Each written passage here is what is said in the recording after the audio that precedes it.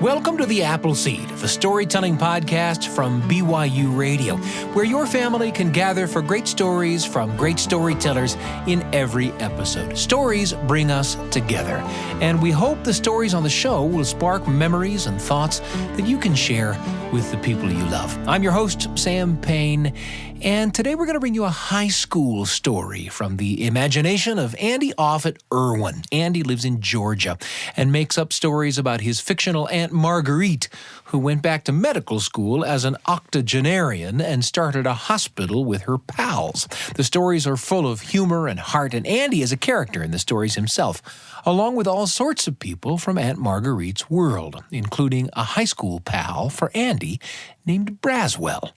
And while there's a lot of fiction in these stories, you'll find they ring pretty true when you compare them to, say, the experiences you had in high school. At least we hope so.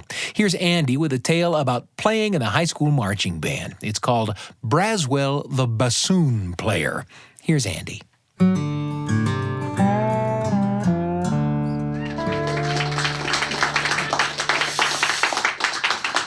My friend Braswell is convinced that my Aunt Marguerite is psychic, can read his mind, and knows everything about his life.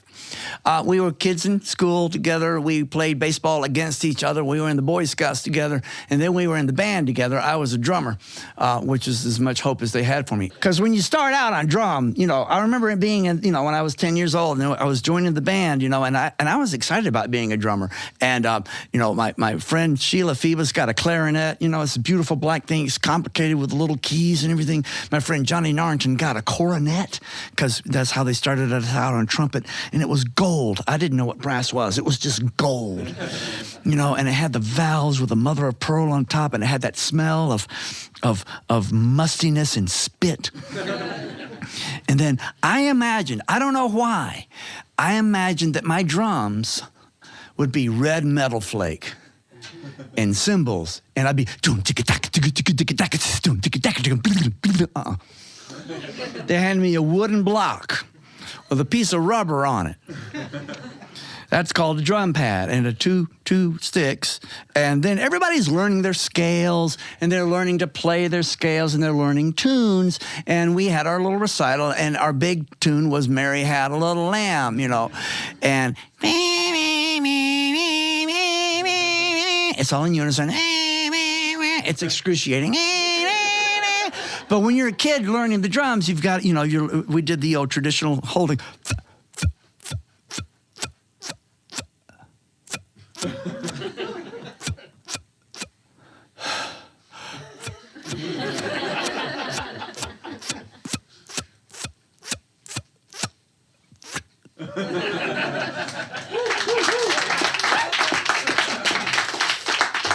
So Braswell had an alto sax. It was the most beautiful thing I'd ever seen. And he got pretty good at it. And then we were all in high school, and I was on tritoms. Yeah. And then finally, Mr. Rosemary, he needed a bassoon player. Our bassoon player graduated. Bassoon players are people who can't say no. Nobody ever grows up when they're 10 going, I want to be a bassoonist. And I always get emails when I say that. Now, usually, though, in high school, the bassoonist is someone who can't say no. And Mr. Rosemary went up to Braswell and said, Braswell, you want to play the bassoon? And it's a beautiful thing. It's big, long, wooden, red thing, lots of keys on it. Look at there. And all I could think was, that's going to make a beautiful floor lamp someday. And Braswell, in Braswell's way, always obedient, doing what the adult said, he said, aight. Aight is Southern for certainly. And so Braswell became the bassoon player. Well, that was cool with me because the bassoon does not march. So he ended up in the drum line. This is back when the drummers and the percussionists are in the back because we're loud and obnoxious. And we didn't have some dad with a lawn tractor and a trailer bringing timpani and marimba and everything on. Nuh-uh, baby, that's not ethical. That ain't marching.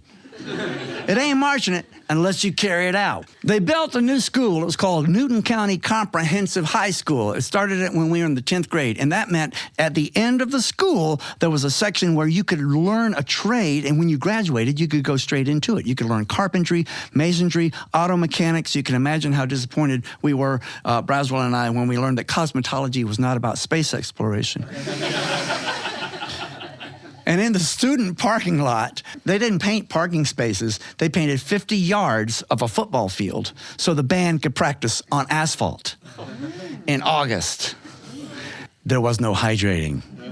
And if you think about student parking lots, what do you want to do with brand new drivers? Let's put them all in one pile at the same time and see what happens. It's like bumper cars.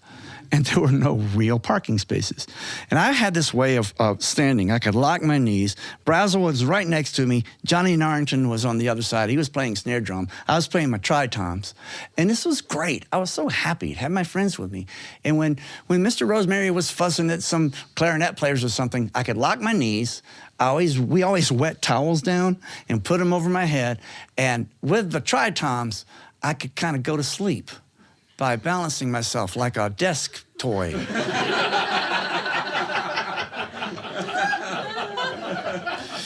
We had a teacher named Mr. Comer. Mr. Comer was not a great teacher. He was that guy, the only adults he knew when he was in school were teachers, so he figured, how hard can it be?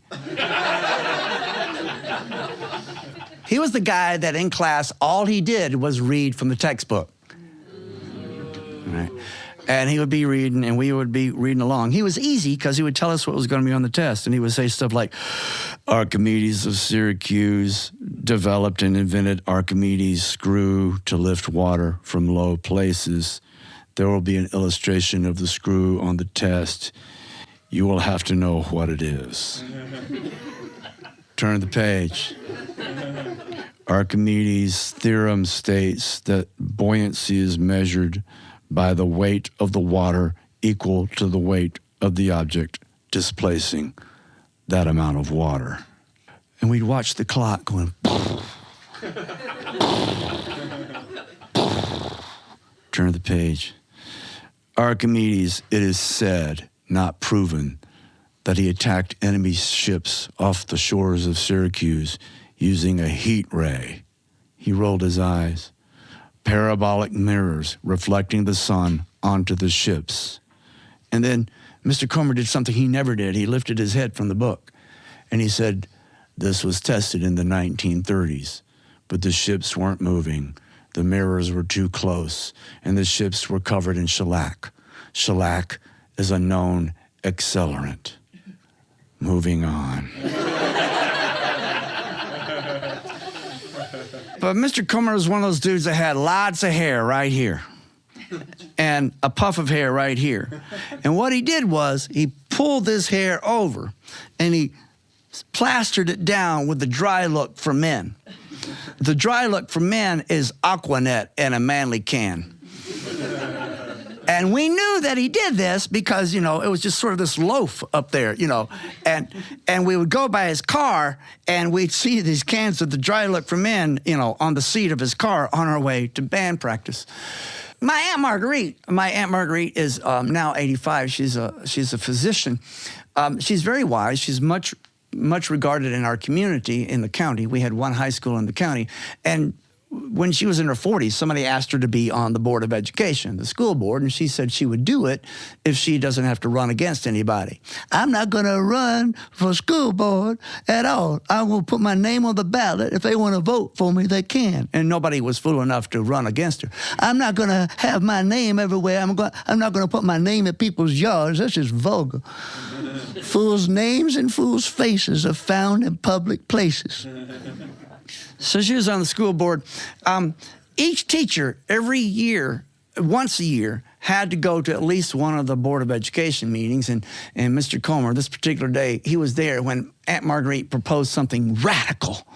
Now, she would never call herself a feminist. She doesn't like labels at all, but she hates absurdity. We were the Newton County Rams. She hated it when the ladies' basketball team took the floor and they say, please welcome the Lady Rams. She's a country girl, and that doesn't make any sense. She had an idea. Just one day, it was a eureka moment, which is something Archimedes said. And she proposed it. She put it in writing for the school board. Mr. Comer was there, and she said, "It is absurd for the ladies athletes to be called the Lady Rams. I think we need to call them the Embraceable Yous."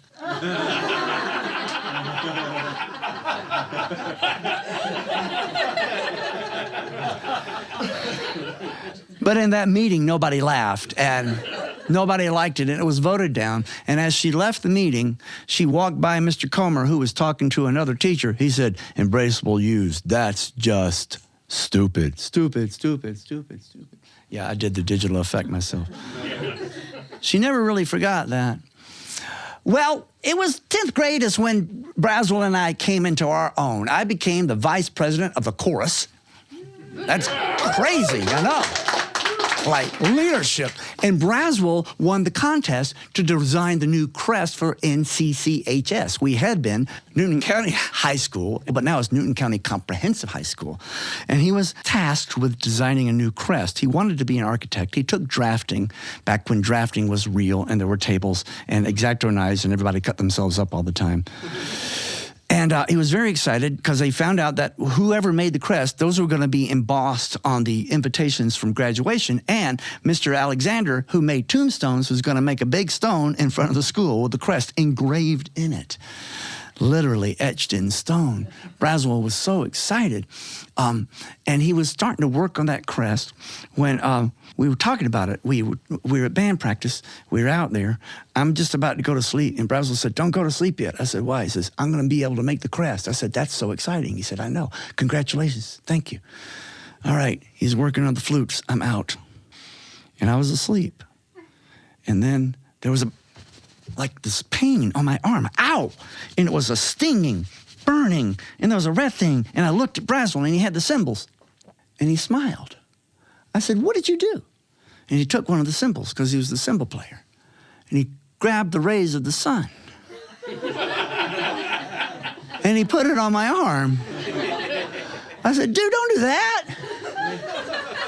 And then he pointed like Babe Ruth pointing a home run, because right just a few yards from us, up an embankment where the other parking lot is, where the buses came, was Mr. Comer.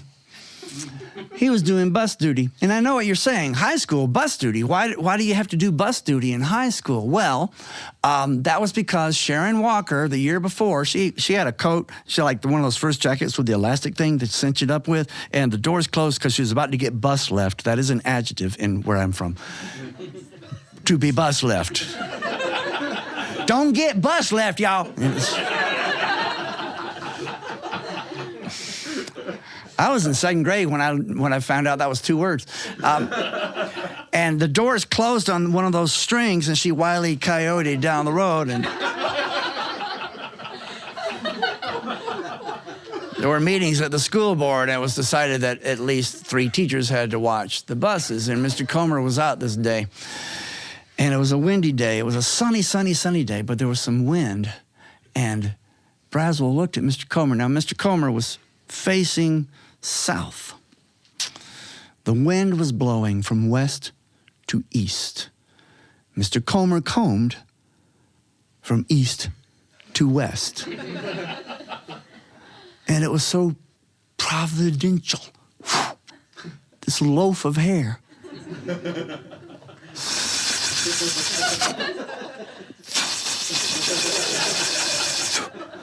And Braswell, we were just standing there. He took the cymbals and he made this little light crawl up right to Mr. Comer's feet. And he stopped and he looked and he said, "Should I?"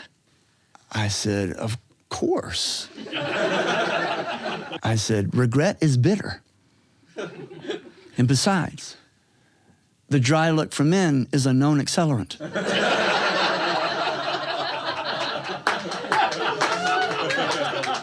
So amazing, y'all. And then it just stayed. And it didn't sound like that. That's for effect. It was a little piece of blue smoke. And the most delightful cutest little yellow flame. And in slow motion, it was... His head went down to the dirt, and he found a little dirt, and he poured it on his head. The next day, my Aunt Marguerite had a meeting with the principal of the high school. I don't know what it was about, but she called me in the morning before school at our home phone back in the old days when the phone was tied to the kitchen wall, people. And she said, I'll pick you up from school today. You don't have to take the bus. I said, thanks, that'll be great. We have band practice, so I can't take the bus anyway. And I don't want you to get into a car with a 16-year-old at the bumper cars now. I didn't have a car when I was 16. Braswell and I were in the commons area. It was between the gymnasium and the classroom. It was sort of like this tiered stair-step area of carpet where kids could flop around. And Braswell was working on his new crest. It was beautiful. He was drawing it. Now, our county is a cotton county, Newton County. So up in the left-hand corner of this shield was a cotton bowl. And then next to that was a railroad town. There was a railroad depot there. And so he put a railroad locomotive. And then we have an iconic courthouse. It's really beautiful. It's second period French architecture. It's beautiful. It's like the Addams Family house with a clock tower. French Empire, that's the word I'm looking for. It's French Empire. It's lovely. And that was at the bottom. And then in the middle was a great horned sheep with only one horn for boys and girls. And he was working on it, and Marguerite came out of the meeting with the principal, and she was looking down, and she put her hand on Braswell's shoulder and said, oh, Braswell, that's wonderful. And then he said, oh, I'm through. No, keep working. I see you got a cotton ball there, and you got the railroad locomotive and the courthouse, and I love that sheep. That's beautiful. Oh, that's what. And right then, Mr. Comer went by. He crossed from our right to our left. He had his new haircut. And he had a bandage right here. And we just tracked him, the three of us, watched him. Well, you know, if you can't say anything nice. And then Marguerite looked back at Braswell's work with the cotton ball, the railroad locomotive, the courthouse, and the great horned sheep. And she said, Braswell, that is a wonderful use of symbols.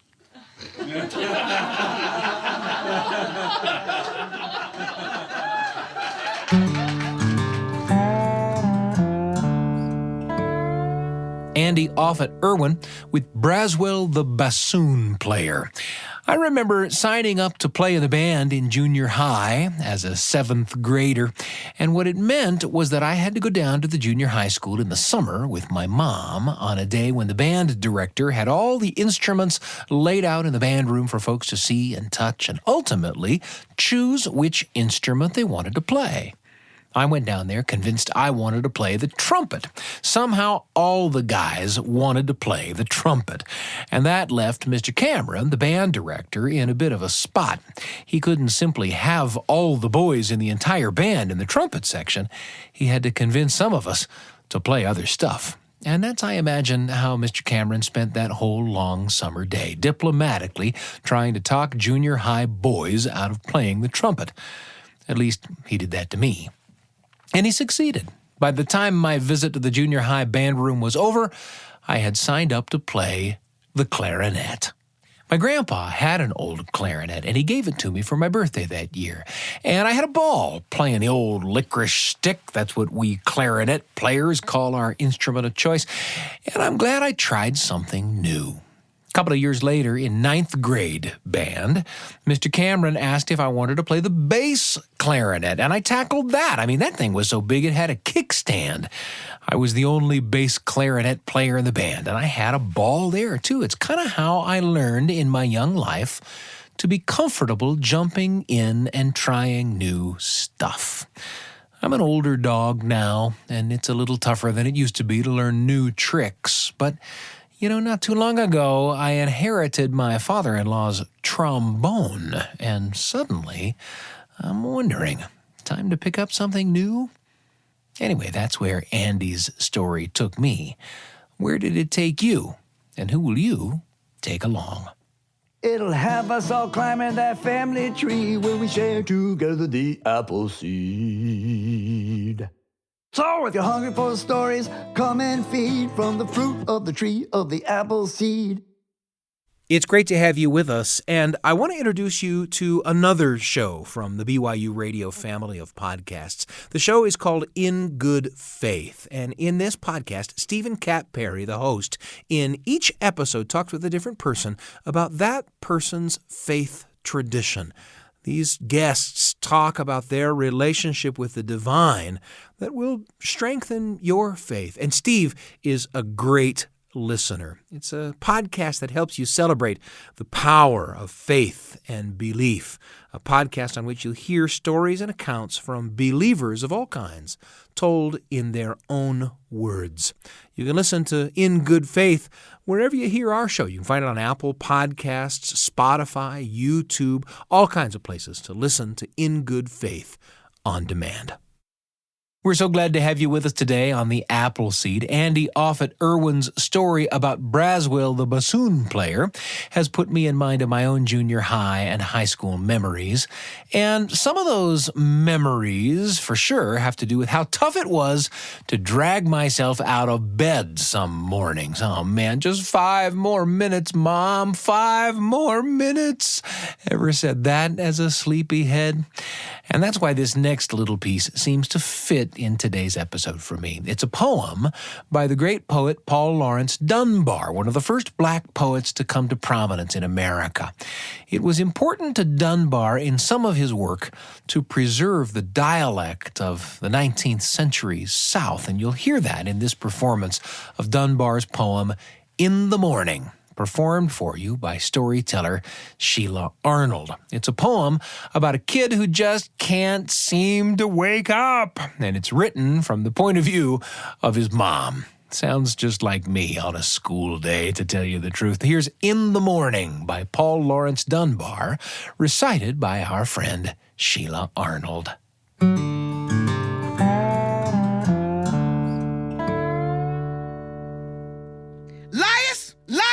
Bless the Lord. Don't you know the days are bored? If you don't get up, you scamp. There'll be trouble in this camp. Thinks I'm gonna let you sleep while I makes the board and keep. That's a pretty how they do. Don't you hear me, lies you? Bet if I come cross this floor, you won't find no time to snore. Daylight all shining in while you sleep, Why, it's a sin. Ain't the candle light enough to blow out without a snuff? But you go the morning through, burning up my daylight too. Lias, do you hear me call? No use turning towards that wall. I can hear the mattress squeak. Don't you hear me when I speak? This here clock done struck off 6. Caroline, bring me them sticks. You down, sir, You down. Look here, don't you dare to frown. March yourself and wash your face. Boy, don't you be splattered all over the place. I got something else to do, besides cleaning up after you. Boy, take that comb and comb your head. Look just like a feather bed. Look here, I'll let you see. You shan't roll them eyes at me. You done felt yourself too strong, and you done surely got me wrong. Every morning on this place seems like I must lose my grace. Sit down at that table there. Just you whimper if you dare. Fold your hands by your head. Wait till the blessing said. Lord, have mercy on our soul. Don't you dare to touch them rolls. Bless the food we gonna eat. You sit still. I see them feet. Just you try that trick again. Give us peace and joy. Amen.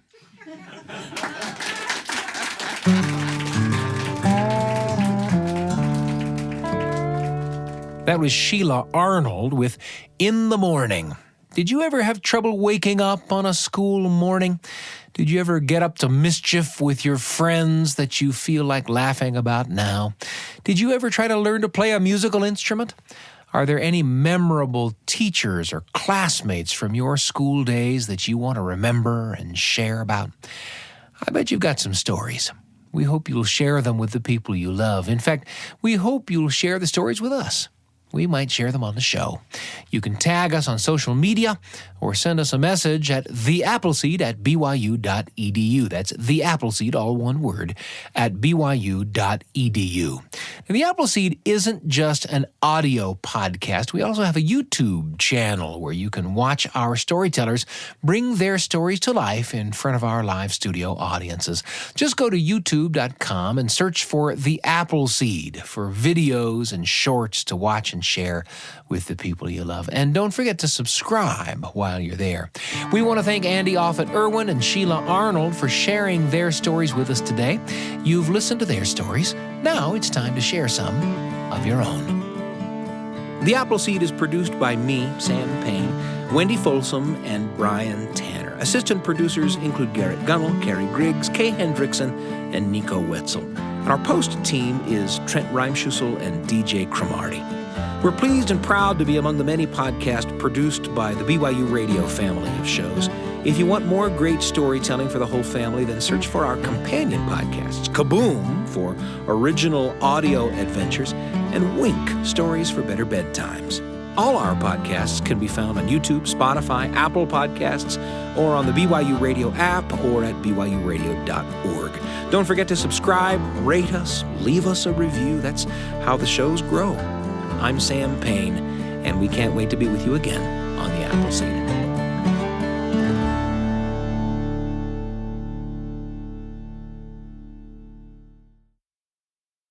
Hi, this is Sam, and I want to let you know about a podcast that's just perfect for you and your family, especially if your family has some curious kids in it. Now, the podcast is called Constant Wonder Kids. And in every episode, Paige, the host of Constant Wonder Kids, will take you into everyday moments that will become extraordinary nature explorations. She'll take you on a deep dive into the ocean with whale sharks. She'll take you to the Hedgehog Olympic Games, where you'll find yourself cheering for those tiny athletes. Constant Wonder Kids is perfect when your brain's got an itch that needs to be scratched. And, of course, you can find it wherever you get your podcast. And Constant Wonder Kids is kind of a kid's version of the Signal Award-winning podcast Constant Wonder, a terrific podcast that searches for awe and wonder in all kinds of stories in every episode. Check them both out, Constant Wonder and Constant Wonder Kids. You won't regret it.